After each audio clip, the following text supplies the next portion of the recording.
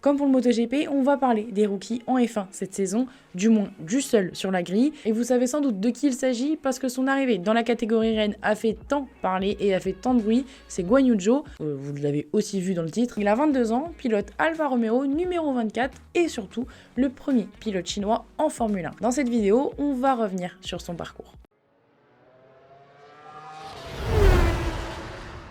Je vous rassure, je ne vais pas vous faire de la biographie copier-coller de son Wikipédia. C'est certes parler de son palmarès, mais aussi de sa personnalité, de savoir comment et pourquoi il a réussi à décrocher un baquet en Formule 1. Parce que forcément, quand on provient de la Chine, c'est comme les pilotes australiens, il faut venir en Occident pour exercer sa passion. Guan Yu Zhou avait beau être sur les circuits tous les jours depuis ses 7 ans et demi, s'il voulait réaliser son rêve, son objectif d'être un jour pilote de Formule 1, il devait passer par la case déménagement. Et à 12 ans, lui et sa famille quittent Shanghai pour Sheffield, dans le nord de l'Angleterre. Quelques temps après, direction Londres, sa deuxième maison pour lui aujourd'hui. Bon, la transition n'est pas des plus simples pour le chinois, parce que déjà, il y a une nouvelle langue à apprendre, la culture n'est pas non plus la même quand même. Puis niveau karting, c'est quand même plus élevé en Europe. Donc au début, pour avoir des résultats, c'est assez compliqué. Surtout qu'il court avec des nourrices, par exemple. Après quelques temps d'adaptation, Guan Yu Zhou parvient quand même à faire de bons résultats. Il intègre aussi la Ferrari Driver Academy. Et directement, après cette saison, il fait ses débuts en monoplace. Puis il montre quand même déjà un peu son talent. Malgré la domination de Ralph Aron, il est vice-champion de Formule 4 italienne avec l'équipe Prema Power Team, avec qui il signe 3 victoires et aussi reçoit la distinction de meilleur rookie. Sympa pour commencer. Et d'ailleurs, il va aussi faire quelques courses en Formule 4 allemande. Bref, on grimpe encore d'un step pour la saison suivante. Le Chinois intègre la Formule 3 après avoir participé au Toyota Racing Series pendant l'hiver. Et c'est Motopark Academy qui a remarqué ses talents l'an passé en Allemagne qui le fait rouler. L'écurie a tout de suite été impressionnée par sa régularité et sa rapidité la première fois qu'il est monté dans leur voiture. Et il y a de quoi.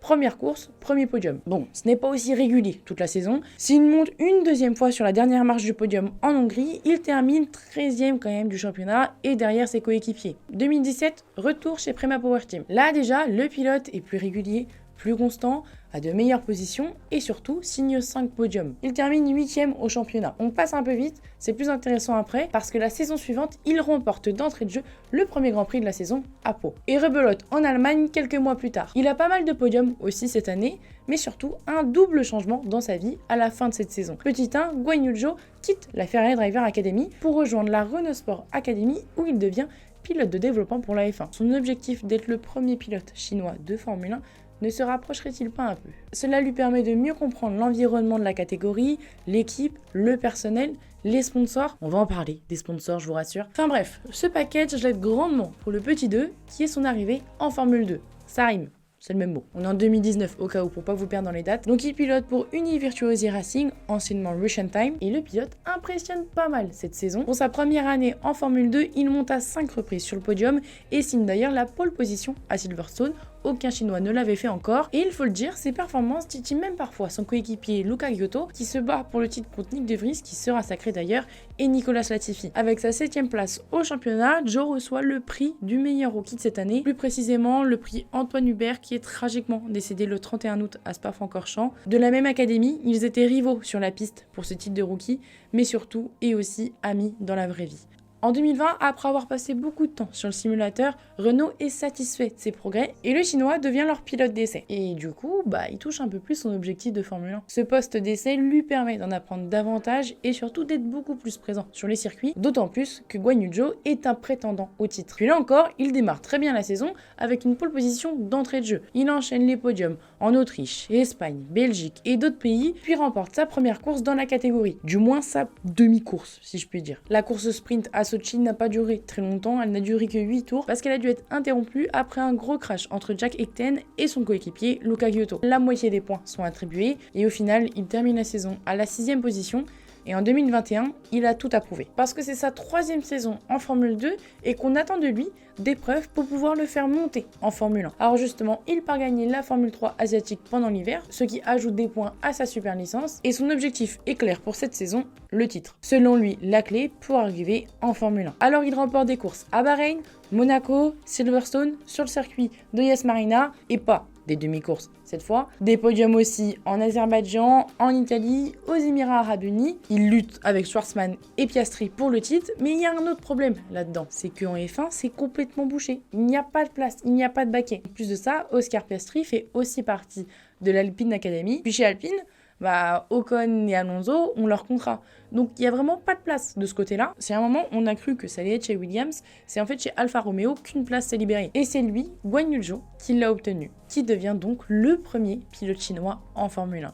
Il a réussi son objectif, il l'a atteint. Selon lui, le risque de ne pas y arriver était de 80%. Et sans exemple, ça n'a pas été facile de toujours y croire. Du moins dans la discipline. Parce que si vous lui demandez qui est son modèle, c'est Kobe Bryant, une légende du basket qui a joué pendant 20 ans avec les Lakers. D'où le fait que Guan Yu Zhou porte le numéro 24 en hommage à son idole, à son modèle, et qu'il arbore les couleurs violettes et jaunes sur son casque. Couleur des Lakers. Le chinois vous dira aussi que 2 plus 4 font 6, logique, mais que c'est surtout le chiffre par bonheur dans son pays. Enfin bref, comme je viens de vous le dire, arriver à décrocher un volant en Formule 1 n'est pas la chose la plus simple que vous aurez à faire dans votre vie, d'autant plus que son arrivée n'a pas été bien perçue de tous les côtés, parce qu'avec lui, il rapporte énormément de sponsors, mais aussi avec lui en prime l'étiquette de pilote payant. Et tout le package...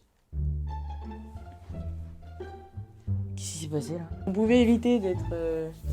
à l'amnésia du Cap d'Agde, ça pourrait être sympa. Et tout le package qui va avec, comme quoi il n'a pas assez de talent. Entre les Formule X et les haters, il a pris une vague de critiques. Alors ok, il n'a remporté aucun titre après, il s'est quand même battu pour. Et face à un pilote comme Oscar Piastri qui domine tous les championnats depuis 3 ans et qui au final est pilote de réserve, forcément, on peut se poser des questions. Sa nationalité, l'argent et la plus grande ouverture et visibilité de la Formule 1 à la population chinoise l'ont aidé. On ne pourra pas dire le contraire, il n'y a pas de doute à se faire là-dessus, et Alfa Romeo ne l'a pas non plus caché. Le directeur de l'écurie, Frédéric Vasseur, l'a dit, pour des tonnes de raisons, Zhou est le premier choix. Et il a aussi dit, je cite, « Plus de sponsors nous ont appelés ces dernières semaines qu'au cours des 25 dernières années, et ça c'était au moment de la signature en novembre 2021. Comme il le fait depuis le début de sa carrière de pilote, Guan Yu Zhou va encore plus devoir prouver qu'il mérite son baquet et que ce n'est pas seulement grâce à l'argent qu'il a réussi à décrocher son volant. Parce que le hic aussi ici, c'est son contrat qui ne dure que 1 an avec Alfa Romeo. Donc il doit rapidement s'affirmer pour prolonger son contrat. Et encore une fois, ça risque d'être compliqué quand même pour le pilote chinois parce qu'il a quand même une grosse pression sur lui et à différents niveaux, différentes origines on va dire. Premièrement, porter sur ses épaules le poids de tous les espoirs d'un pays. Puis ils sont quand même 1,4 milliard d'habitants. Deuxièmement, courir avec des légendes de son sport comme Hamilton ou des pilotes dont il est fan depuis tout petit comme Alonso. Petit 3, comme je vous le disais, garder son baquet. Surtout s'il voit un Théo Pourchaire exceller en Formule 2 cette année, ce qui est vraiment très probable parce que lui aussi a été pressenti à un moment d'obtenir ce baquet en Formule 1. Et enfin, tout simplement de faire ses débuts en Formule 1. Même si le changement de règlement technique peut être un avantage pour lui parce que certains pilotes auront peut-être du mal à s'y adapter. Enfin bref, à voir comment ses débuts sur la piste se dérouleront lors des premières courses qui débutent dans un peu moins de 20 jours et surtout aux côtés de Valtteri Bottas, son coéquipier qui va prendre ou il l'a déjà pris le lead de l'équipe sans problème. C'est la fin de cette vidéo, j'espère qu'elle t'aura plu, n'hésite pas à me le dire dans les commentaires, je t'invite bien sûr à la liker et à la repartager et également à t'abonner à ma chaîne et à activer la petite cloche pour savoir quand est-ce que je poste une vidéo et bien sûr à t'abonner à mes autres réseaux sociaux, Instagram, Twitter et TikTok. Et yo, bonne journée.